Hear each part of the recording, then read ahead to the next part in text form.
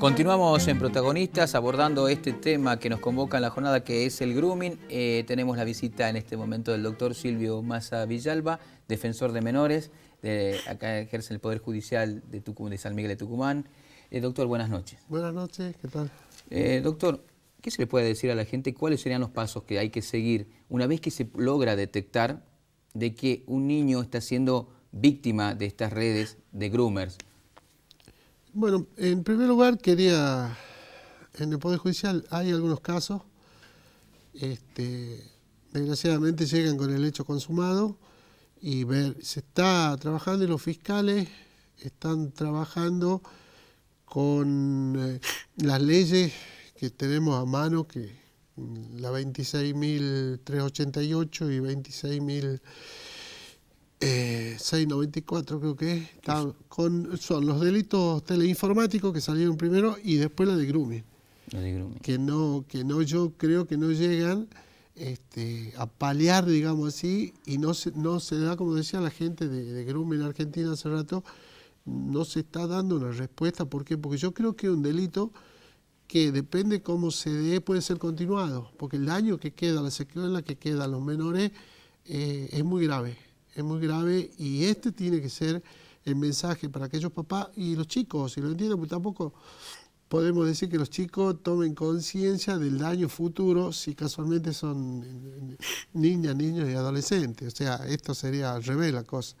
De modo tal que me parece de que si vemos el derecho comparado, Alemania, Canadá, España, Estados Unidos, llegan hasta 15 años de prisión este tipo de delitos. Acá, aclaramos, las penas son de 6 meses a 4 años. A 4 años. Sí. Y muchas veces, usted me decía, un delito que continúa por el daño que se ha generado. Casualmente. Pero también se da un perfil muy particular de aquellos que utilizan las redes sociales para cometer este delito. Son reincidentes.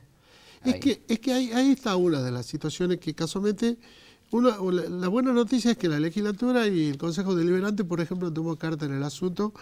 Y en este sentido creo que interactuando los poderes del Estado se puede llegar a dar una buena respuesta a la sociedad con esta novedad que es Internet y el delito mayor, podemos decir, que acusa en estos momentos con el tema hacia los chicos y el daño que le produce.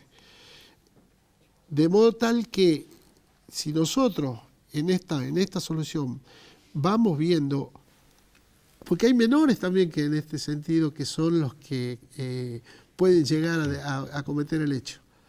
Entonces, trabajamos con el protocolo de actuación y vamos trabajando con esos chicos desde el apoyo psicoterapéutico, que ya de por sí lo va a tener la víctima. También estos chicos evitaríamos, o por lo menos de alguna manera, estaríamos previniendo, porque esas conductas... Los otros días estaba en una charla también y alguien dijo... El pedófilo, el pederasta, los abusadores, no cambian, nacen así. Y explicaba por qué y cuál era la psicopatía de estas personas. Y si lo pudiésemos detectar ya desde chicos que tienen estas prácticas, sería bueno para todos. Primordialmente para la sociedad y para esa persona y la familia de esa persona. Para realizar un trabajo de contención. Claro, entonces cuando hablábamos en esta reunión del Consejo Deliberante, yo decía, hacemos efectivo, no estigmaticemos, pero hagamos un control. Y ese control lo sigamos, porque yo creo que la provincia tiene en estos momentos muchos equipos, desde el Poder Judicial, desde el Ejecutivo, para trabajar con psicólogos de muy buenos antecedentes y lograr de alguna manera que estas conductas no queden solamente en una conducta de ilícito y que llegue al marco judicial. De modo tal que eso nos ayudaría bastante. Doctor, en otros países incluso se han generado registros de pedófilos también y con estos registros se hace un seguimiento de las conductas que tienen posteriormente. Es lo que a eso me refiero.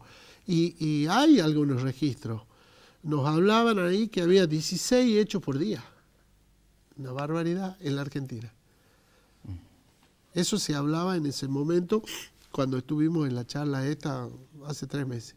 Entonces, realmente es preocupante. Y bueno, son los mismos que nos pasaba cuando nos abusaban los chicos en el marco de la familia o que nos abusan. Y los síntomas son los mismos. Los comportamientos son similares. Claro, los comportamientos son similares. Usted advierta que el chico que anda baja el rendimiento escolar, que está con miedo, que no duerme bien, que le duele la panza, que no quiere comer, es lo mismo. Que aquel chico abusado, que era lo que preguntaba hace rato Marcelo cuando hablaba de la cuestión virtual y la cuestión personal, son los mismos. De modo tal que esto sí requiere la responsabilidad y el ejercicio de la responsabilidad parental en forma efectiva, para que o se denuncien o empecemos a trabajar con los chicos. Porque de nada nos sirve que este tipo tenga una condena de 4 años si ya le arruinamos la vida a cualquiera de estos chicos. Sí, porque no se trata solamente del maltrato físico, que puede ser incluso hasta potencial, que no llega a consumarse, sino también el maltrato psicológico que sufrió mientras estuvo en contacto con esta persona. Claro, y es lo que sucede. Es lo que sucede. Es lo que sucede cuando estas personas se acercan, porque no todos tienen el contacto después que llega al abuso, pero psicológicamente ha dejado la secuela por el resto de la vida, o por la foto, o por cómo se exhibe él mismo ante ese niño. Por ejemplo, el derecho al olvido, que se habló acá tantas veces, que no, la foto que está en red es una foto que va a quedar y va a perdurar por toda la vida. Años. Y en ese sentido, y por eso muchas veces la gente no entiende por qué hay tanto suicidio de chicos. Mira hasta dónde llega la gravedad de la situación. No lo entienden. Dice, ¿y por qué? Y esto, no, se han comprometido entre ellos, todo lo demás. Todas estas cuestiones, y que tienen que ver con esto también del mundo moderno donde la mamá y el papá trabajan, ¿no? Vuelven a la tarde-noche. Y tienen que ser buenos, no van a llegar a las casas después de no estar todo el día a pegarle a los chicos, a recriminarlos o a controlarlos.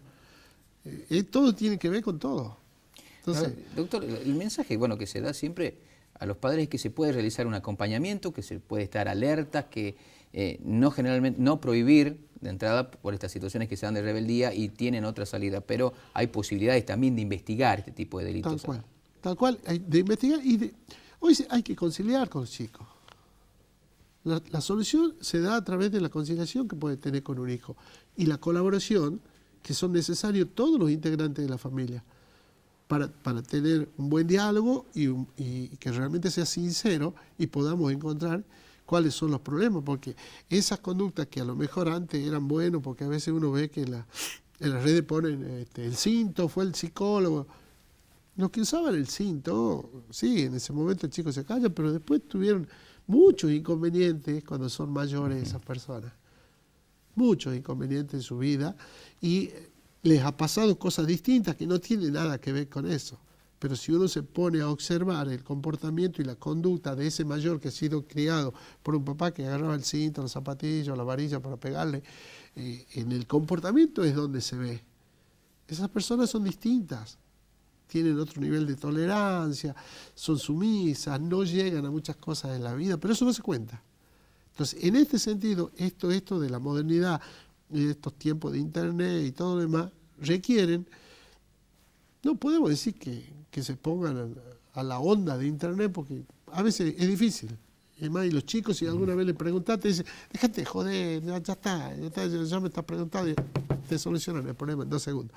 Pero me parece que en ese afán de colaboración y en ese afán de una paternidad responsable, deberíamos conciliar y ver cuáles son las situaciones. Por ejemplo, cuando me pide que le compre el celular o cuando me pide que le compre la computadora. Bueno, convengamos. ¿Cuáles van a ser los horarios de estudio? ¿Cuál es la tuya? Cada uno tenemos nuestra responsabilidad en la casa. ¿Cuál es la tuya? Y no te vas a encerrar, si tenés acá en el living, acá vamos a poner la computadora y hacer lo que quieras, no hay problema. Entonces vamos marcando y por supuesto dando el ejemplo.